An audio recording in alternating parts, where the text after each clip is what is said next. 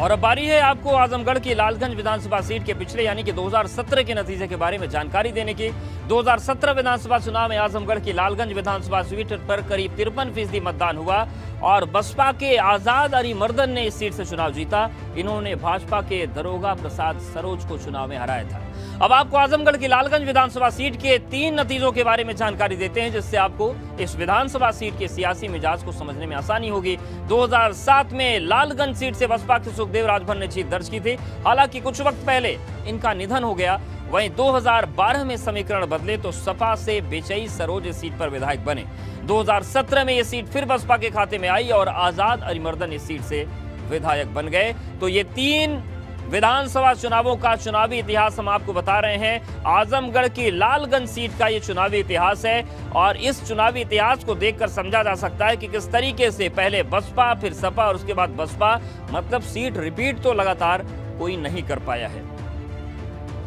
और चलिए अब आपको बताते हैं आजमगढ़ की लालगंज विधानसभा सीट के उन सियासी कद्दावर चेहरों के बारे में जो कि 2022 के लिए मजबूत दावेदारी पेश कर रहे हैं, अपनी जीत का दम भर रहे हैं। और इस फेहरिस्त में पहला नाम आता है मौजूदा बसपा विधायक आजाद अरिमर्दन का, जो कि फिर से 2022 के लिए दावेदारी पेश कर रहे हैं। दूसरे नंबर पर दरोगा प्रसाद यादव हैं, जो कि 2017 में भाजपा से इस सीट पर रनर अप रहे, लेकिन फिर से सपा में शामिल हो चुके हैं। तीसरे नंबर पर सपा के बेचई सरोज आते हैं, जो कि 2012 में इस सीट पर सपा विधायक रहे। वहीं चौथे नंबर पर पंकज मोहन सोनकर हैं, जो कि पहले कांग्रेस का चेहरा थे लेकिन अब भाजपा में शामिल हो चुके हैं। तो ये 4 बड़े चेहरे हैं जिन पर निगाहें सभी की बनी हुई हैं। अब बारी आपको आजमगढ़ की लालगंज विधानसभा सीट के इन 4 कद्दावर चेहरों के बारे में सिलसिलेवार ढंग से जानकारी देने की, ताकि आपको इनके सियासी रसूख और ताकत का अंदाजा लग सके।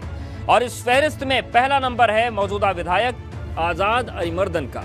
आजाद अरिमर्दन 2017 में लालगंज विधानसभा सीट पर चुनाव जीते और मौजूदा बसपा विधायक हैं। आजाद अरिमर्दन के इलाके के दलित तबके में मजबूत पैठ मानी जाती है, जिनकी तादाद इस सीट पर अच्छी खासी है। आजाद अरिमर्दन को सियासत विरासत में मिली और इनकी पत्नी संगीता आजाद लालगंज लोकसभा सीट से मौजूदा बसपा सांसद हैं। इनके पिता गांधी आजाद बसपा के संस्थापक सदस्यों में से एक रहे हैं।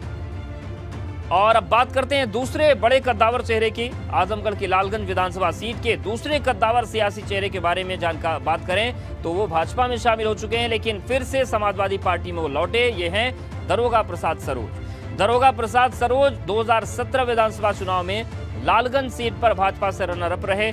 दरोगा प्रसाद सरोज 2019 में भाजपा को छोड़कर वापस समाजवादी पार्टी में शामिल हो गए। दरोगा प्रसाद सरोज 2 बार समाजवादी पार्टी से लालगंज लोकसभा सीट पर सांसद रहे हैं। इलाके के दलित तबके में इनकी मजबूत पैठ मानी जाती है और इन्हीं खूबियों के साथ ये भी 2022 के लिए सपा से दावेदारी पेश कर रहे हैं। तो ये दूसरा चेहरा है। अब एक और चेहरा जो है कद्दावर, उनके बारे में आपको जानकारी देते हैं, जो इस सीट पर समाजवादी पार्टी का बड़ा चेहरा है, और ये है बेचई सरोज। बेचई सरोज 2012 विधानसभा चुनाव जीते और लालगंज सीट पर सपा विधायक रहे। इलाके के दलित और ओबीसी तबके के बीच बेचई सरोज की मजबूत पैठ मानी जाती है। मुस्लिम वोटर्स के बीच बेचई सरोज मजबूत पकड़ रखते हैं और इसी की बदौलत ये भी 2022 विधानसभा चुनाव में लालगंज सीट पर सपा से दावेदारी पेश कर रहे हैं।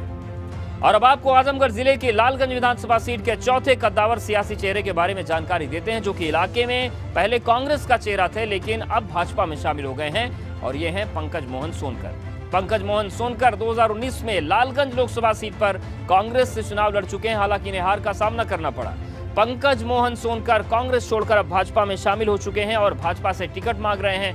पंकज मोहन सोनकर की लालगंज के दलित और सवर्ण तबके के बीच अच्छी पैठ मानी जाती है और इसी की बदौलत ये भी 22 के लिए भाजपा से दावेदारी पेश कर रहे हैं।